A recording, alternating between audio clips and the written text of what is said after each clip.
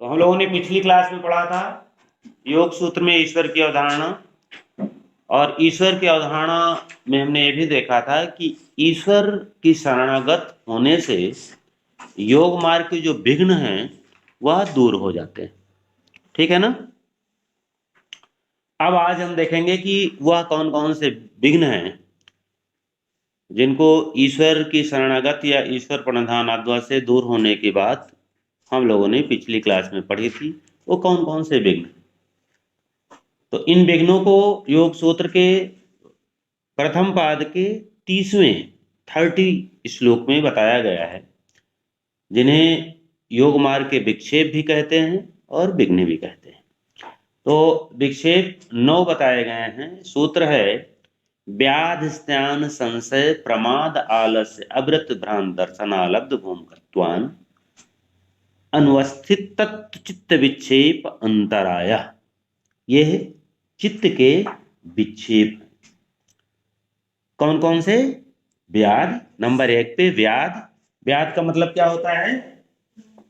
बोलिए। व्याध का मतलब होता है रोग, डिजीज। ठीक है ना।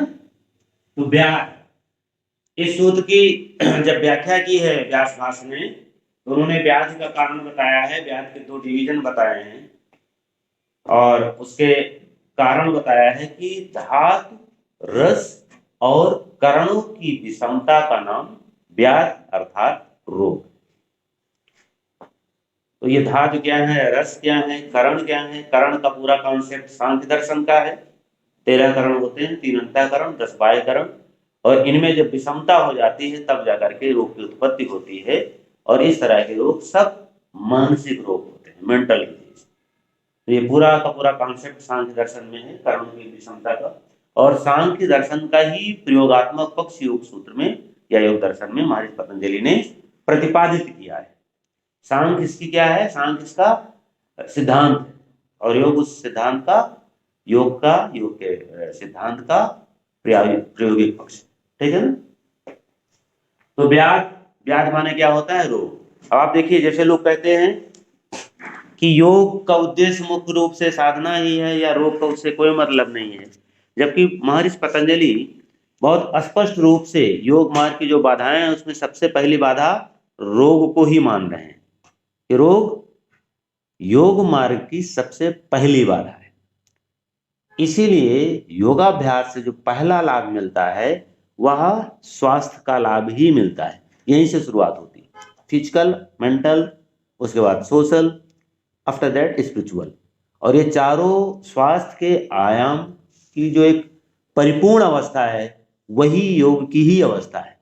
दोनों में कोई भेद नहीं है।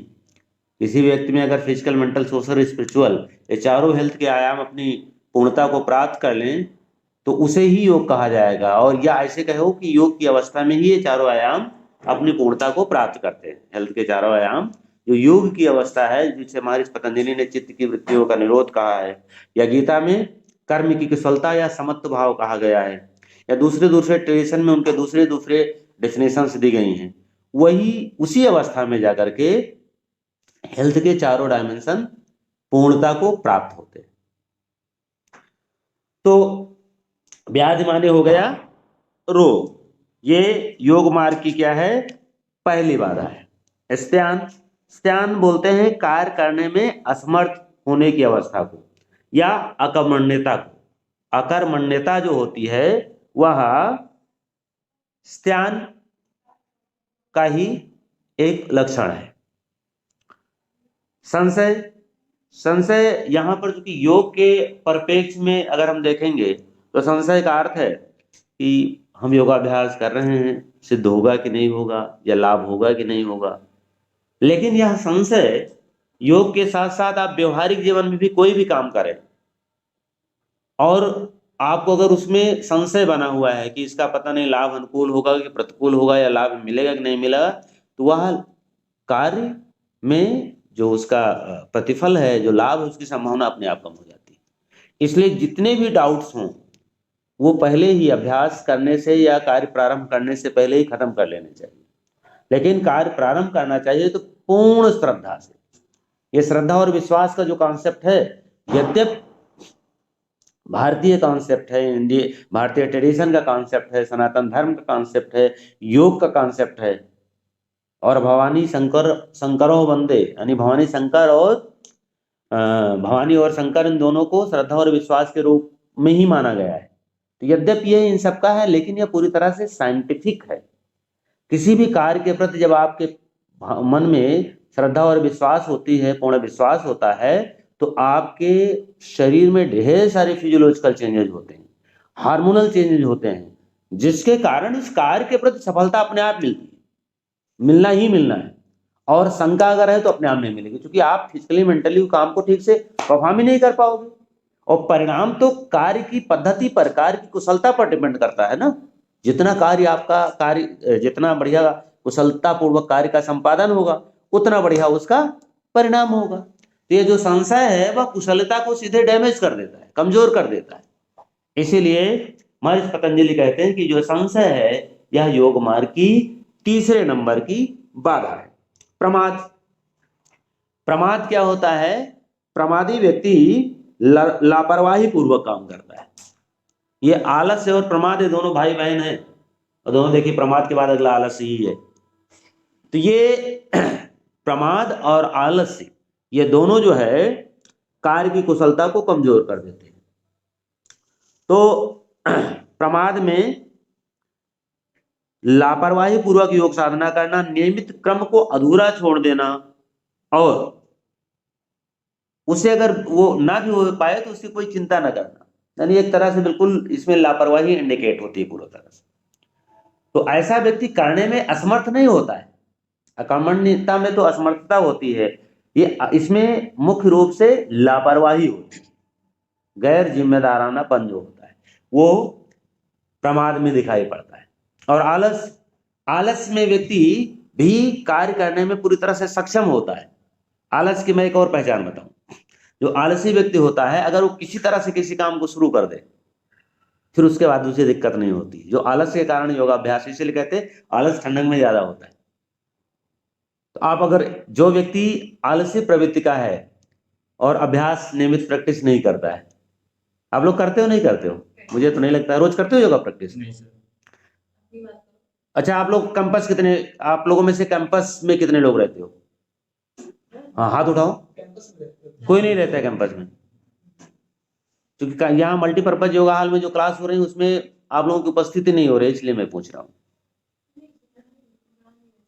तो जिस दिन आपके यहाँ पर नहीं आते हो या आपके 10 से 11 थ्योरी क्लास होती है, उस दिन आप प्रैक्टिस अपनी करके आए, रेगुलर प्रैक्टिस।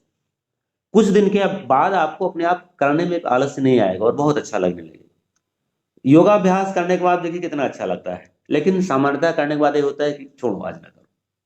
तो ये क्या है? ये आलस्य जो, और जब ये आलस्य की अधिकता हो जाती है तो व्यक्ति क्या हो जाता है? सुस्त हो जाता है, कार्य में उसका मन नहीं लगता है। और ऐसा व्यक्ति तमोगुण प्रधान होता है, क्योंकि जो तम होता है, सतरज तम, मैंने आपको चित्त का कॉन्सेप्ट अभी नहीं पढ़ाया कि पढ़ाया है? सतरजतम आगे आएगा, जब दृष्टा दृश्य संयोग की बात, तो वहां पर एक कॉन्सेप्ट आएगा। तो जो सतरजतम तीन से मिलकर के प्रकृति बनी है, और प्रकृति पुरुष के अतिरिक्त यानी सोल के अतिरिक्त जितना कुछ आप देख रहे हैं संसार में या हमारे शरीर में, वो सब प्रकृति ही है। और यह प्रकृति त्रिगुणात्मक है, सत रज तम। तो तम जो होता है वो जड़ता का प्रतीक होता है, और रज जो होता है गतिशीलता का प्रतीक होता है, उसका गुण है गतिशीलता। और जो सत होता है वह प्रकाश का प्रतीक होता है। तो ऐसा व्यक्ति क्या होता है? तमो प्रधान होता है, इसलिए उसमें मूवमेंट कम होता है। तो ये क्या हो गया? आलस्य हो गया। इसके बाद छठे नंबर का जो विघ्न है, इसे कहते हैं अविरत। अविरत का मतलब होता है विषय शक्ति होने से, विषयाशक्ति होने से मन का विषयों में ही लगा रहना तथा चित्त में वैराग्य का अभाव हो जाना अविरत कहलाते हैं। यानी कि विरत माने होता है वैराग्य, किसके प्रति? विषयों के प्रति। और अविरत मीन्स वैराग्य का ना होना, उल्टा होना। तो इसका मतलब ये हुआ कि सामान्यतया हमारा विषयों में अगर बहुत ज्यादा वैरागी, यानी योग साधना का जो ये अविरत विक्षेप है, तो एक ही काम होगा, या तो मन से भोग होगा या फिर योग होगा। भोग किसको कहते हैं? वैसे तो योगिक ट्रेडिशन में अगर योग के अनुसार भोग की परिभाषा जानोगे तो प्रकृति के धर्मों का पुरुष द्वारा अपने में आरोपण भोग कहलाता है। इसे आप अगर व्यवहारिक दृष्टिकोण से समझना चाहो तो भोग का मतलब है कि आप जितना ज्यादा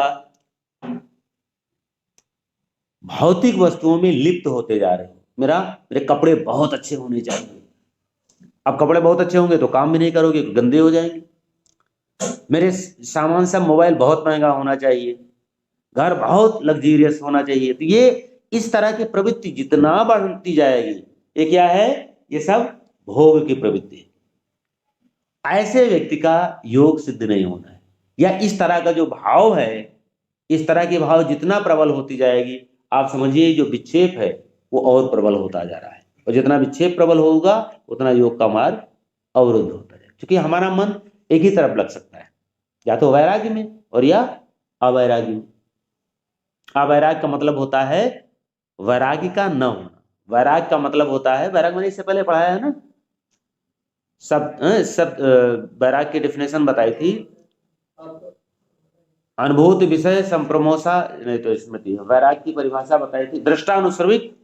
दृष्टानुश्रविक विषय वितृष्णस्य वशीकार संज्ञा वैराग्यम। जो देखे सुने हुए विषय हैं उनके प्रति वैराग्य हो जाना, उनके प्रति विषयों की जो है वो अनासक्ति हो जाना, आसक्ति ना रहना, ये वैराग्य है। तो अविरत मीन्स वैराग्य का अभाव होना, यानी कि विषयों की ओर झुकाव होना। इसके बाद आता है 7 नंबर का भ्रांति दर्शन। भ्रांति दर्शन किसी कारणवश अध्यात्म के दर्शन और साधना पथ का वास्तविक ज्ञान न हो पाना अथवा साधन उपयुक्त नहीं है, ऐसा भ्रामक ज्ञान भ्रांति दर्शन नामक विघ्न कहलाता है। ये भ्रांति जो है ना, वो संशय का ही भाई है। संशय डबल कोटिक होता है, ये काम होगा कि नहीं होगा, होगा कि नहीं होगा, मतलब उसमें दुविधा में स्थिति रहती। संशय मीन्स दुविधा। और भ्रांति दर्शन का मतलब होता है कि आपको गलत अवधारणा मिल गई। जैसे आप बीएससी योग कर रहे हो, तो बीएससी योग में किसी ने समझा दिया है गलत अवधारणा है, कौन सा सब्जेक्ट पढ़ रहे हो, इसमें तो कुछ नहीं होने वाला है, और आपके दिमाग में बैठ गया। जबकि वास्तविकता यह है कि योग से अगर व्यक्ति ठीक से भी पढ़ाई कर ले, अच्छे से पढ़ाई कर ले, तो 6 महीने का सर्टिफिकेट कोर्स करने के बाद ही वो कम से कम एक औसत भारतीय स्तर का जीवन व्यतीत कर सकता है। उस ऐसे व्यक्ति के लिए 30-40 हजार रुपए महीने कमाना कोई बड़ी बात नहीं। लेकिन अगर आपको सही जानकारी नहीं है, ठीक से क्लासें नहीं अटेंड की, तो क्या होगा? और किसी ने समझा दिया अरे इसमें तो कुछ नहीं होने वाला है, तो आपके दिमाग में क्या हो गया? भ्रांति पैदा हो। तो भ्रांति का मतलब होता है कि वास्तविकता से अलग हटके दिमाग में कोई बात बैठ जाए जो कि वास्तविक नहीं है, उसे बोलते हैं भ्रांति। भ्रम में पड़ गए। आलब्ध घूमकत्व, ये आलब्ध घूमकत्व जो है वो 8वें नंबर का चित्त का विक्षेप है या योग पथ का विघ्न है। निरंतर साधना करने पर भी साधक की स्थिति में ना पहुंच पाना, मध्य में ही मन के वेग का अवरुद्ध हो जाना, आलब्ध घूमकत्व कहलाता है। देखिए, जो तुरंत की कोई उपलब्धि हो तो थोड़े प्रयास से मिल जाती है।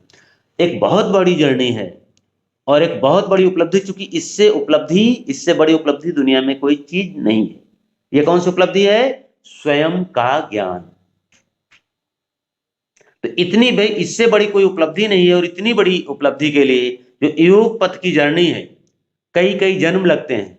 तो आपने थोड़ी साधना की, मन उचट गया। इसको आप दूसरे उदाहरण से समझ सकते हो। अच्छा बताओ, ढेर सारे लोग आपके जानने वाले होंगे जो IAS IPS की तैयारी करते हैं, ठीक है ना? तो कुछ लोग का बुखार जो IAS IPS बनने का होता है वो 6 महीने में उतर जाता है, किसी का 1 साल में उतर जाता है। तो 6 महीने और 1 साल की पढ़ाई से होने वाला काम? कौन सा फल होता है? जो लगातार लगा रहता है, यानी कि बीच में ऐसे भाव को आने ही नहीं देता है कि कुछ नहीं होने वाला है। जो लगातार लगा रहता है, क्योंकि ये लंबी जर्नी है, वह अपने लक्ष्य को प्राप्त करता है। या फिर उसका इंटेलेक्चुअल पावर बहुत अच्छा हो, देखिए एफर्ट में भी होते हैं लोग, लेकिन कुल मिला के असफलता होने पर या सफलता में समय लगने पर भी जो धैर्य को बनाए रखता है वही सफल होता है। तो ये आलब्ध हुमकत्व का मतलब है कि अगर हमें उपलब्धि नहीं मिलती है, आलब्ध मीन्स उपलब्धि का ना होना, उपलब्धि नहीं मिलती है तो भी हमें मन को बनाए रखना चाहिए, लेकिन अगर मन बीच में उचट जाता है तो फिर हम योग को बीच में ही छोड़ करके दूसरी ओर प्रवृत्त हो जाते हैं। तो इस तरह का जो भाव है इसे आलब्ध भूमिकत्व कहते हैं और यह भी योग मार्ग का विघ्न है। उसके बाद फिर नवा और अंतिम जो विघ्न है इसे बोलते हैं अनवस्थित तत्व। अनवस्थित तत्व का मतलब है कि चित्त का एकाग्र अथवा स्थिर न रह पाना, जिससे भूमि तक न पहुंच पाना और अस्थिरता के फलस्वरूप मनोभूमि का डावाडोल बने रहना अनवस्थित तत्व नामक विघ्न कहलाता है। यानी कि अंततोगत्तो जो हमारा मुख्य टारगेट है, जो हमारा मुख्य लक्ष्य है वो क्या है? चित्त की स्थिरता। और ये जितने आप देख रहे हो ये चित्त की स्थिरता के ही एक तरह से शत्रु हैं, उसे स्थिर ना रखने वाले ही, जैसे रोग, श्याम, संशय, ये सब क्या है भाई? कोई व्यक्ति अगर रोगी हो, उसको पीड़ा हो रही हो, उसको कष्ट हो रहा हो, तो उसका मन शांत हो सकता है? एक जगह कंसंट्रेट हो सकता है? बताइए, नहीं हो सकता ना। तो ऐसे धीरे धीरे करते करते माना सब कुछ हो गया, लेकिन किसी अन्य कारण से या किसी वजह से चित्त में स्थिरता नहीं बन पा रही, क्योंकि जब तक चित्त नहीं स्थिर होगा तब तक ज्ञान का श्री गणेश नहीं होगा। आगे आपको हम समाधि में पढ़ाएंगे जब कि समाधि किस तरह से प्रकट होती है, तो उसमें पहली क्वालिटी है चित्त की स्थिरता। फिर चित्त की स्थिरता से धीरे धीरे करके प्रकृति के तत्वों का ज्ञान होता है, फिर पुरुष यानी स्वयं का ज्ञान होता है, फिर जाकर के प्रकृति पुरुष भेद ज्ञान होता है। तो ये प्रकृति पुरुष भेद ज्ञान जो है यही योग का लक्ष्य है, यही जो है ज्ञान है, और इसे ही अक्लिष्ट वृत्ति कहा गया है और इसी को संप्रज्ञात समाधि कहा गया। तो संप्रज्ञात समाधि या फिर अक्लिष्ट वृत्ति या फिर विवेक ख्याति या फिर ज्ञान की अवस्था या फिर योग की अवस्था, इसी को कहा गया है जो कि प्रकृति पुरुष भेद ज्ञान है। और इसकी एक लंबी जर्नी है, और यहाँ पर जब चित्त स्थिर होने लगता है तब पतंजलि बताते हैं कि चित्त को भाई अब सूर्य पर स्थिर करो, नाभि पर स्थिर करो, चंद्रमा पर स्थिर करो, ऐसे अलग अलग तरह के वो छोटे छोटे साधन बताते हैं। इन पे जब चित्त स्थिर होकर के उसमें स्थिरता की योग्यता आ जाती है तब जाकर के प्रकृति के जो 24 कंपोनेंट हैं उसमें जो सबसे आखिरी और सबसे स्थूल कंपोनेंट है उसका नाम है पृथ्वी। पृथ्वी कौन सा तत्व है? 24वां। प्रकृति के 24 तत्वों में 24वां, तो पृथ्वी पर कंसंट्रेट करते हैं। पृथ्वी तत्व का ज्ञान होता है तो 23वें पर आते हैं। 23वां कौन सा तत्व होगा बताओ? 23वें नंबर कौन सा होगा पृथ्वी तत्व के ऊपर? आकाश। आकाश कैसे होगा? जल। जल के बाद फिर अग्नि, अग्नि के बाद वायु के बाद आकाश, उसके बाद फिर पंच कर्मेंद्रियां, फिर पंच ज्ञानेंद्रियां, फिर मन, मन के बाद फिर आएगा अहंकार, और अहंकार के बाद फिर आएगा बुद्धि। इस तरह से प्रकृति की पूरी जर्नी, जिस क्रम में उसका जो है विकास होता है उसके उल्टे क्रम में ज्ञान होता है। तो अगर किसी कारण से चित्त में स्थिरता ही ना आए तो आगे की जर्नी नहीं शुरू होगी, क्योंकि स्थिरता तो पहली क्वालिटी है, एकाग्रता तो पहली क्वालिटी है। चाहे योग की प्राप्ति करना हो, चाहे विद्यार्थी जीवन की सफलता हो, व्यवसायिक जगत की सफलता हो, किसी भी जगत की सफलता हो, उस सफलता के लिए चित्त की एकाग्रता या मन की एकाग्रता पहली आवश्यकता है। तो अगर किसी कारण से 9वें नंबर का जो चित्त का विक्षेप है अनवस्थित तत्व, यानी कि चित्त का स्थिर न होना, अगर यह होगा तब भी योग मार्ग में आगे की जर्नी नहीं बढ़ेगी, आगे की यात्रा नहीं बढ़ेगी। इसलिए यह चित्त के 9 विक्षेप है। अब इसी के साथ ये योग सूत्र के 30वें, पहले प्रथम पाद के 30वें सूत्र की बात है। अब इसके बाद सह विक्षेप आते हैं। सह विक्षेप यानी इसी के साथ साथ इन 9 के साथ 5 और विक्षेप उत्पन्न होते हैं, उनके कारण उनके साथ में उत्पन्न होते हैं, इसलिए इन्हें कहते हैं सह विक्षेप। कौन कौन से? दुख दौर्मनस्य अंग में जब श्वास प्रश्वास, ये सह विक्षेप है। दुख दौर्मनस्य अंग में जब श्वास प्रश्वास विक्षेप सह हुआ, यानी यह विक्षेप के साथ उत्पन्न होते। दुख का मतलब क्या होता है? किसी भी प्रकार का जो कष्ट होता है वह दुख ही होता है। तो दुख को योग सूत्र में या योग के कॉन्सेप्ट में उसे क्लेश से कहा गया है, क्लेश। और इसके 5 प्रकार हैं। क्लेश का अर्थ होता है जो क्लिश संतापे धातु से उत्पन्न होने कारण से क्लेश कहते हैं। और किसी भी प्रकार की ऐसी अवस्था जो मन को ग्राह्य न हो, यानी जिस अवस्था को हम नहीं चाहते हैं उसे ही क्लेश कहते हैं, उसे ही कष्ट कहते हैं। और वही क्या है? दुख है। यह दुख सांख्य दर्शन में 3 प्रकार का बताया गया है। आध्यात्मिक दुख, आदि भौतिक दुख, आदि दैविक दुख। तो एक तो दुख उत्पन्न होता है, उसके साथ क्या होता है? दौर्मनस्य। दौर्मनस्य क्या है? अगर आपकी कोई इच्छा हो और इच्छा न पूरी हो तो जो मन में क्षोभ उत्पन्न होता है उसे ही दौर्मनस्य कहते हैं। कोई भी इच्छा हो और वह इच्छा आप बिल्कुल मेंटली प्रिपेयर है कि ये इच्छा मेरी पूरी हो जाएगी, लेकिन किसी कारण से वह इच्छा नहीं पूरी हुई, तो जो मन में एक तरह से विक्षोभ उत्पन्न होता है, उसी अवस्था को, मन की उस अवस्था को कहते हैं दौर्मनस्य। अंग में जत का अर्थ होता है शरीर में जो कंपन, बॉडी में जो कंपन होता है उसे कहते हैं अंग में जत। श्वास जो इनहेल की प्रक्रिया है, ब्रीदिंग, इसे बोलते हैं श्वास। और एक्सेल यानी कि प्रश्वास। तो ये उत्पन्न होते हैं। उत्पन्न क्या है? श्वास प्रश्वास तो ऑलरेडी चली रही है। उत्पन्न मीन्स ये बढ़ जाते हैं। तो अगर कोई भी रोग होगा तो बढ़ जाएंगे, या इनमें से कुछ कुछ ऐसी स्थितियां हैं जिनका हमारे श्वास से सीधे संबंध है। तो अगर श्वास बढ़ जाएगी या अंग में कंपन हो जाएगा या मन में विक्षेप होगा या कष्ट होगा तो क्या है? दीज आर सिम्टम्स ऑफ चित्त विक्षेप, यानी कि ये मन के विक्षेप के ही सिम्टम्स हैं, लक्षण हैं। इस अवस्था में चित्त एकाग्र तो हो ही नहीं सकता है और वह उसकी विचलता और बढ़ जाती है। तो इन्हें क्या कहा गया है? इन्हें कहा गया है सह विक्षेप। जस्ट चित्त के जो विक्षेप हैं या जो अंतराय हैं उन्हीं के बाद इनका नंबर आता है प्रथम पाद के 31वें सूत्र में। तो ये ईश्वर प्रणिधान से भी दूर होते हैं, एक तत्व अभ्यास से भी इनका दूर किया जा सकता है। एक तत्व मन वह किसी मन को किसी एक तत्व पर केंद्रित किया जाए। तो जब आप एक तत्व पर केंद्रित करेंगे तो धीरे धीरे उसके संस्कार बनेंगे।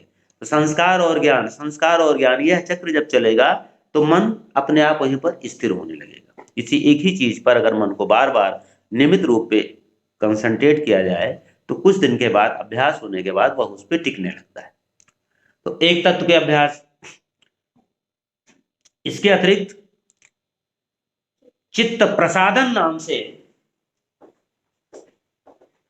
महर्षि पतंजलि ने चित्त को शुद्ध करने का एक और तरीका बताया है, और इस कॉन्सेप्ट को, इस अवधारणा को बोलते हैं चित्त प्रसादन।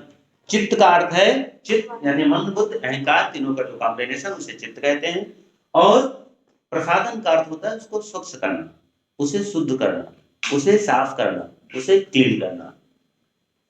तो वह जब प्रसादित हो जाएगा तो बुद्धि वास्तविक ज्ञान को ग्रहण करने लगेगी और उसमें स्थिरता आ जाएगी। इसका क्या तरीका बताया कि यह तरीका बहुत ही व्यवहारिक है और हमारे आध्यात्मिक जीवन के साथ साथ लौकिक जीवन समझते हो ना? लौकिक जीवन का अर्थ क्या होता है बताओ? पढ़े नहीं ना लौकिक जीवन? बोलो, नहीं जानते हो? तो लोग जैसे कोई चीज नहीं जानते तो पूछा करो ना कि इसका मतलब क्या होता है। बोलो, क्या बोल रहे हो आप? सुखी जीवन। नहीं, सुखी जीवन तो नहीं होता है लौकिक जीवन का मतलब। नहीं पता आपको? सभी ओजस्वी बोलो, नहीं पता। आध्यात्मिक जीवन, आध्यात्म से रिलेटेड, जैसे लौकिक का जो 7 शब्द इस्तेमाल होता है उसके विलोम के रूप में पारलौकिक बोलते हैं। लौकिक और पारलौकिक। लौकिक माने होता है ये जो संसार में चीजें हैं ये सब लौकिक कहलाती है। लौकिक जीवन मीन्स या हमारा प्रत्यक्ष जो संसार है ये कैसा है, जैसे कि मेरा घर कैसा है, मेरी पढ़ाई लिखाई कितनी है, मेरे पास पैसा कितना है, मेरे पास मोबाइल किस कंपनी का है, मैं कपड़े कैसे पहनता हूँ, ठीक है ना। बस वही भौतिक और लौकिक। तो यह लौकिक जीवन कहलाता है। पारलौकिक या पारलौकिक मतलब होता है मरने के बाद की आप बातें करें या पीछे वाली बात करें, बहुत अच्छी पुण्यात्मा होगी इसके ऐसे इस समय के जीवन, या इन्होंने बहुत अच्छे कोई पुण्य कर्म किए होंगे जो ऐसा जीवन इनको जीने को मिल रहा है। तो जो पीछे की बात कर रहे हैं या आगे की बात कर रहे हैं वो क्या है, वो पारलौकिक जीवन की बात, जो इस लोक से इतर बात है। और जो इस लोक की हम बात कर रहे हैं वह लौकिक, ठीक है ना। तो लौकिक जीवन में या व्यवहारिक जीवन में यह कॉन्सेप्ट जो चित्त प्रसादन का है महर्षि पतंजलि का, यह बहुत ही उपयोगी और कारगर, बहुत ही व्यवहारिक और चित्त प्रसादन में तो उपयोगी है। ये क्या है, मैत्री करुणा मुदितो उपेक्षा नाम सुख दुख पुण्य पुण्य विषयानाम भावनाता चित्त प्रसादनम। ये प्रथम पाठ के 33वें सूत्र में बताया गया है कि चित्त को प्रसादन करने के लिए, चित्त को शुद्ध करने के लिए किसी व्यक्ति को दूसरे के साथ कैसा व्यवहार करना चाहिए। क्योंकि जो हमारे मन का कसाय कलमश है, जो मन की गंदगी है, मन माने चित्त, अभी समझ लो सरल भाषा में, फिर आगे बताएंगे कि मन और चित्त में क्या अंतर है। तो जो मन में ढेर सारी गंदगी है वो कहां से होती है, व्यवहार से उत्पन्न होती है। और हमारा व्यवहार कैसे चलता है, रिलेशन के आधार पर। तो हम दूसरे से व्यवहार कैसे करें इसको महर्षि पतंजलि ने इसमें शिक्षा दी। तो हम व्यवहार से दूसरे के प्रति, व्यवहार से दूसरे के प्रति भाव से, कि दूसरे के प्रति हम किस तरह से अपने भाव बनाए, किस तरह सोचे, इससे भी हम अपने चित्त को शुद्ध कर सकते हैं। और दूसरी बात आपको बता दें, ये जितनी बीमारियां हैं या इसके अतिरिक्त भी जो बीमारियां आपको लगती हो वो सब मैक्सिमम मन की गंदगी से ही उत्पन्न होती है। फिजिकल बीमारियां केवल वो होती हैं जो या तो एक्सीडेंटल हो, उन्हें बीमारी नहीं कहते हैं। हाँ, कोई उससे क्षति हो गई लेकिन वो बीमारी नहीं कहलाती। तो एक्सीडेंटल कोई बात हो जाए या कुपोषण जनित, वो कुपोषण जनित बीमारी होती है। कुपोषण जनित समझ रहे हो ना, न्यूट्रिशन के अभाव में जो है, और या ठंड लग गई, लू लग गया, तो ठंड लू को भी आप उसी कैटेगरी में रख लो जैसे एक्सीडेंट। हाँ, इसके अतिरिक्त जो बीमारियां होती हैं वो सब ये मन की गंदगी से ही उत्पन्न होती।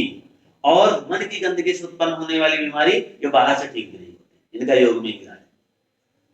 अब उसमें कौन सी ऐसी गोली है जो खिला दी जाए तो व्यक्ति झूठ ना बोले, व्यक्ति को दूसरे पर अच्छा सोचे, ऐसी तो कोई गोली है नहीं। ये महर्षि पतंजलि ने उसका उपाय बताया, ठीक है ना। महर्षि पतंजलि ने उसका उपाय बताया कैसे करें। तो उन्होंने पूरे समाज के लोगों को 4 वर्गों में बांट दिया। कहा समाज में कैसे लोग हैं, कुछ ऐसे लोग होंगे जो सुखी होंगे। कैसे होंगे, सुखी होंगे, बहुत प्रसन्न है।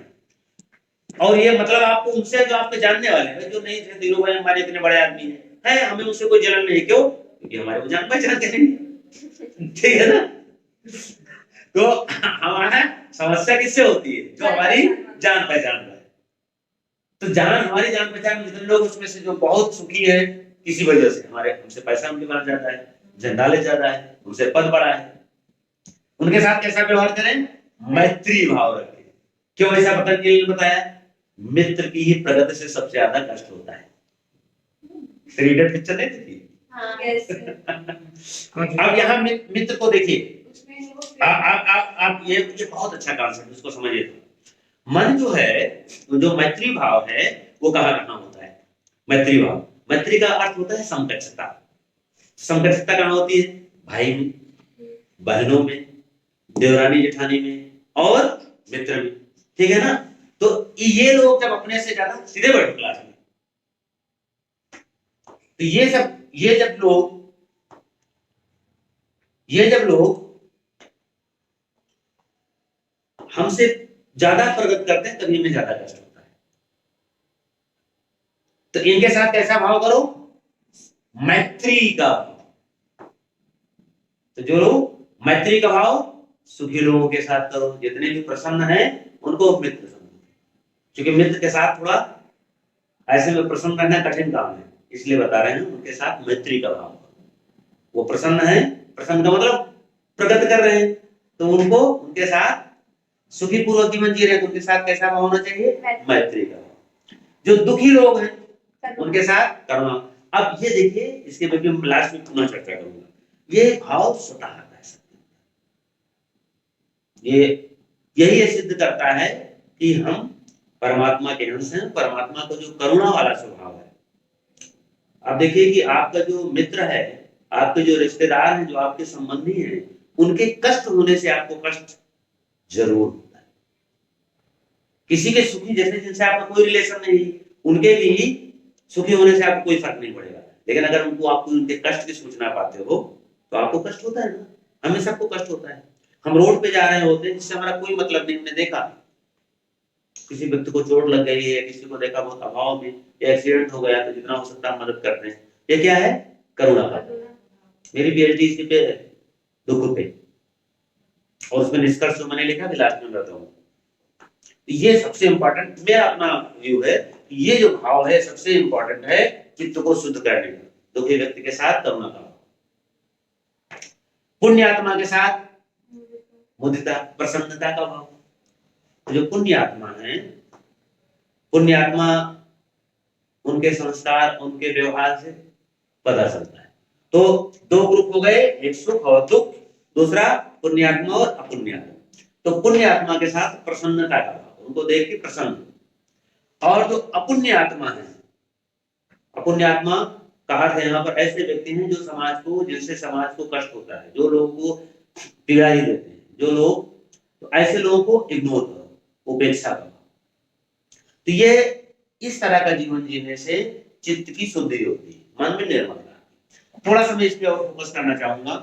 जो करुणा का भाव, ये एक ऐसा भाव है जो कि मित्र की सुख में सुखी होना कठिन काम है, थोड़ा कठिन, क्योंकि जो संकट होते हैं उन्हें ज्यादा द्वेष होता है, उनकी प्रगति। लेकिन जो करुणा का भाव है स्वाभाविक है, और तो और सामान्यता देखिए, कोई बहुत दुराचारी व्यक्ति हो जिसको हम नहीं कह सकते, नहीं तो सामान्य स्तर के जो लोग होते हैं उनमें, उनके शत्रु पे भी अगर मुसीबत आती है तो उनका अंदर से मन थोड़ा दुखी होता है, और कहते परमात्मा किसी तरह से इसका दुख दूर हो जाए। भले हमारा वो दुश्मन है, लेकिन अचानक उसके यहाँ कोई बात हो जाए, कोई एक्सपायर हो जाए, या कोई बहुत बड़ी मुसीबत में फंस जाए, तो हमें उसके प्रति जो शत्रुता का भाव कम हो जाता है, उसके प्रति भी आत्मीयता का भाव होता है। ये क्यों होता है? क्योंकि स्वभाव हमारा है, हमारा स्वभाव है किसी की कष्ट में जो है वो दुखी होना। क्यों? क्योंकि हम हैं तो सब एक ही अंश। तो ये आत्मीयता का जो रिलेशन है वही हमें कष्ट, उसके कष्ट से हमें कष्ट पहुंचाता है। दूसरी मजेदार बात आपको बताएं, बहुत इंटरेस्टिंग है। अगर हमारे ऊपर कोई कष्ट होता है, किसी भी तरह का कष्ट, तो उससे हमारा क्या होता है? शरीर प्रभावित होता है, हमारा स्वास्थ्य प्रभावित होता है ना, किसी भी तरह का कष्ट।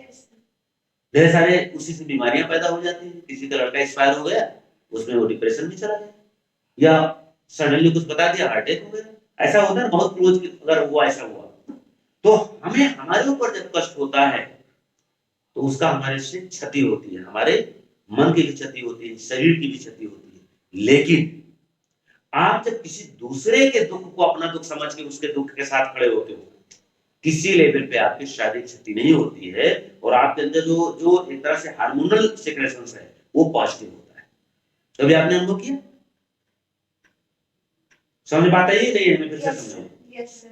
मान लीजिए मेरे ए है, जरा समझ लो, मान लीजिए ये है ए और बी, ये दो लोग हैं, ए और बी, दोनों में फ्रेंडशिप है। ए के पास, ए के साथ कोई दुर्घटना हो गई, ए का बेटा खत्म हो गया, तो क्या होगा? इनको बेटे का जो गम है उससे इनको ढेर सारे हार्मोनल लेवल पे सिक्रेशन चेंज होंगे, नींद नहीं आएगी, भूख नहीं लगेगी, ऐसा भी हो सकता है डिप्रेस हो जाए, या उनको मैरिज होने में हफ्ते, महीने, 15 दिन, साल, 2 साल लग सकते हैं। क्या हुआ? ये जो कष्ट इनके ऊपर आया, जो दुख हुआ, इस दुख से इनकी कितनी क्षति हो रही। लेकिन यही बी है।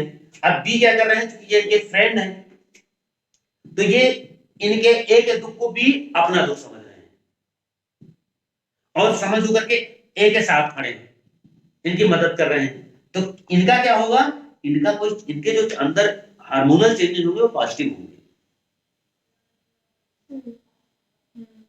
ये इतना बड़ा विज्ञान है। इनके जो हार्मोनल चेंज, इनका पिट्यूटरी ग्लैंड पे, पीनल ग्लैंड पे बहुत सकारात्मक प्रभाव आएगा।